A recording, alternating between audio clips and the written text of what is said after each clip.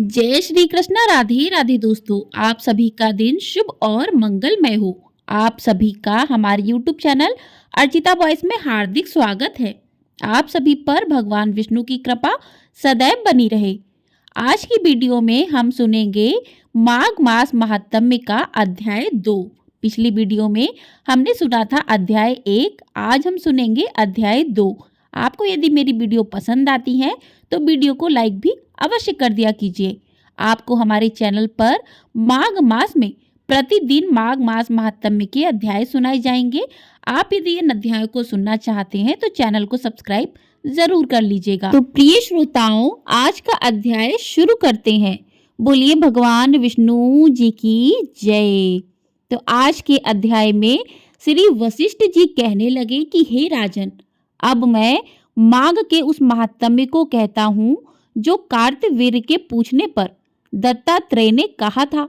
जिस समय साक्षात विष्णु के रूप में श्री दत्तात्रेय सत्य पर्वत पर रहते थे, तब महिष्मति के राजा सहस्त्रार्जुन ने उनसे पूछा कि हे योगियों में श्रेष्ठ दत्तात्रेय जी, मैंने सब धर्म सुने, अब आप कृपया करके मुझे माघ मास का महात्म्य कहिए।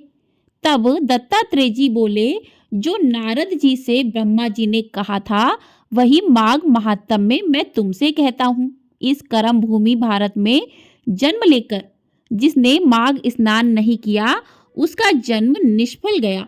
भगवान की प्रसन्नता, पापों के नाश और स्वर्ग की प्राप्ति के लिए माघ स्नान अवश्य करना चाहिए। यदि यह पुष्ट बस शुद्ध शरीर माघ स्नान के लिए ही रह जाए तो इसकी रक्षा करने से क्या लाभ। जल में बुलबुले के समान, मक्खी जैसे तुच्छ जंतु के समान यह शरीर माघ स्नान के बिना मरण समान है।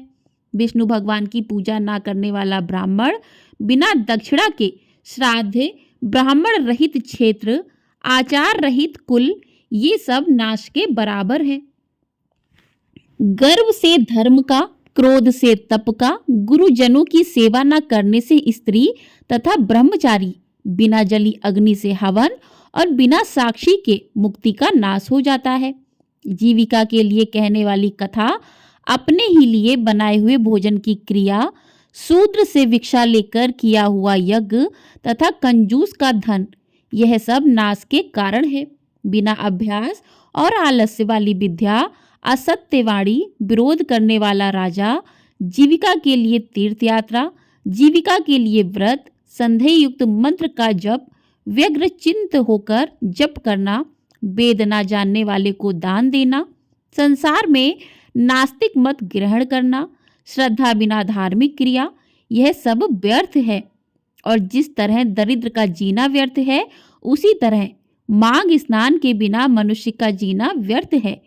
ब्रह्मघाती, सोना चुराने वाला, मदिरा पीने वाला, गुरु पत्नीगामी और इन चारों की संगति करने वाला माघ स्नान से पवित्र होता है। जल कहता है कि सूर्योदय से पहले जो मुझसे स्नान करता है, मैं उसके बड़े से बड़े पापों को नष्ट करता हूँ। महापातक भी स्नान करने से भस्म हो जाते हैं। माघ मास के स्नान का जब समय आ जाता है तो सब पाप अपने नाश के भय से कांप जाते हैं।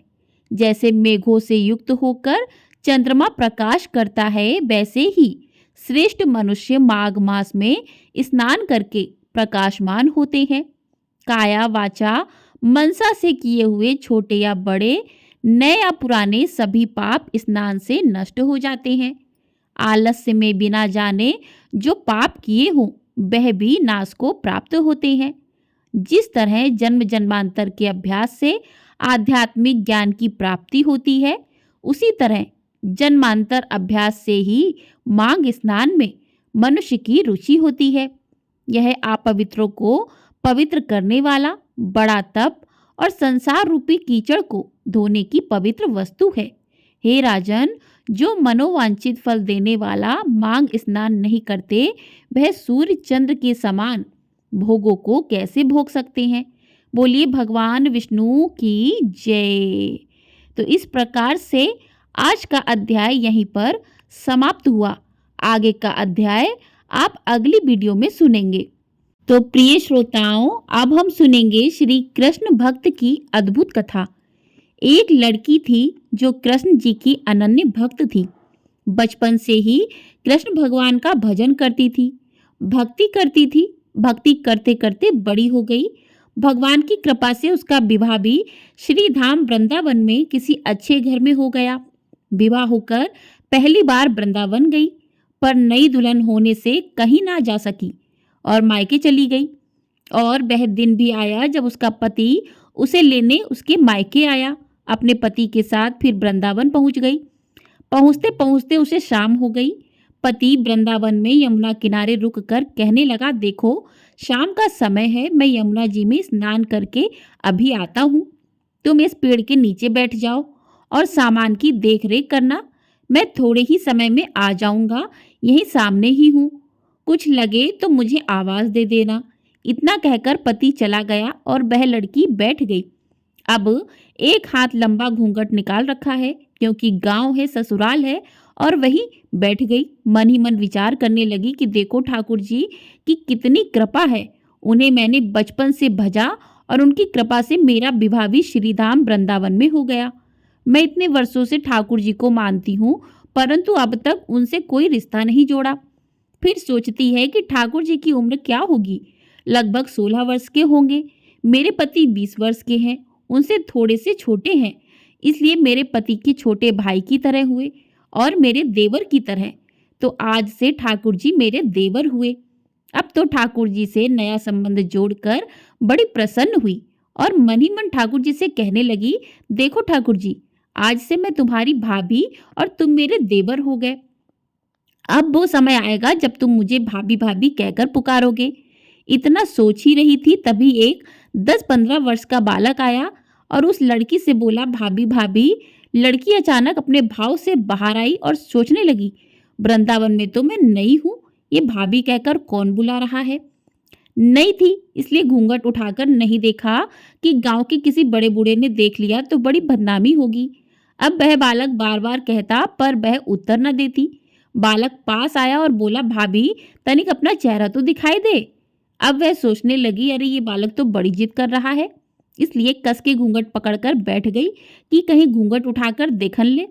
लेकिन उस बालक ने जबरदस्ती घूंघट उठाकर चेहरा देखा और भाग गया। थोड़ी देर में उसका पति आ गया। उसने सारी बात अपने पति से कही तो पति ने कहा, तुमने मुझे आवाज क्यों नहीं दी। लड़की बोली, वह तो इतने में ही भाग गया था। पति बोला, चिंता मत करो, वृंदावन बहुत बड़ा थोड़ी ही है, कभी किसी गली में खेलता मिल गया तो हड्डी पसली एक कर दूंगा, फिर कभी ऐसा नहीं कर सकेगा। तुम्हें जहां भी दिखे मुझे जरूर बताना। फिर दोनों घर गए। कुछ दिन बाद उसकी सास ने अपने बेटे से कहा, बेटा देख तेरा विवाह हो गया, बहू मायके से भी आ गई, पर तुम दोनों अभी तक बांके बिहारी जी के दर्शन के लिए नहीं गए। कल जाकर बहू को दर्शन कराकर लाना। अब अगले दिन दोनों पति पत्नी ठाकुर जी के दर्शन के लिए मंदिर जाते हैं। मंदिर में बहुत भीड़ थी। लड़का कहने लगा, देखो तुम स्त्रियों के साथ आगे जाकर दर्शन करो, मैं भी आता हूँ। अब वह आगे गई पर घूंघट नहीं उठाती। उसे डर लगता कि कोई बड़ा बूढ़ा देखेगा तो कहेगा, नई बहू घूंघट के बिना घूम रही है। बहुत देर हो गई। पीछे से पति ने आकर कहा, अरे बावली, बिहारी जी सामने है, घूंघट काहे ना खोले। घूंघट ना खोलेगी तो दर्शन कैसे करेगी। अब उसने अपना घूंघट उठाया और जो बांके बिहारी जी की ओर देखा तो बांके बिहारी जी की जगह वही बालक मुस्कुराता हुआ दिखा। तो एकदम से चिल्लाने लगी, सुनिए, जल्दी आओ जल्दी आओ। पति पीछे से भागा भागा आया। बोला, क्या हुआ। लड़की बोली, उस दिन जो मुझे भाभी भाभी कहकर भागा था वह बालक मिल गया। पति ने कहा, कहाँ है, अभी उसे देखता हूँ। तो ठाकुर जी की ओर इशारा करके बोली कि ये रहा, आपके सामने ही तो है। उसके पति ने जो देखा तो अवाक रह गया और बोला कि तुम धन्य हो, वास्तव में तुम्हारे हृदय में सच्चा भाव ठाकुर जी के प्रति है। मैं इतने वर्षों से वृंदावन में हूँ, मुझे आज तक उनके दर्शन नहीं हुए, और तेरा भाव इतना उच्च है कि बिहारी जी के तुझे दर्शन हो गए। बोलिए बांके बिहारी लाल की जय। बोलिए कृष्ण कन्हैया लाल की जय। तो इस प्रकार से बांके बिहारी को जो भी भक्त सच्चे मन भाव से याद करते हैं, बांके बिहारी अपने उन भक्तों के प्रति खींचे चले आते हैं। बोलिए बांके बिहारी लाल की जय। ये कहानी यहीं पर समाप्त हुई। आपको यदि वीडियो पसंद आई है तो वीडियो को लाइक अवश्य कर दीजिएगा। चैनल पर नए हैं तो चैनल को सब्सक्राइब कर लीजिएगा। आपको हमारे चैनल पर माघ मास महात्म्य की कथाएं प्रतिदिन सुनाई जाएंगी, तो आप उन कथाओं को अवश्य सुनिएगा। जय श्री कृष्णा, राधे राधे।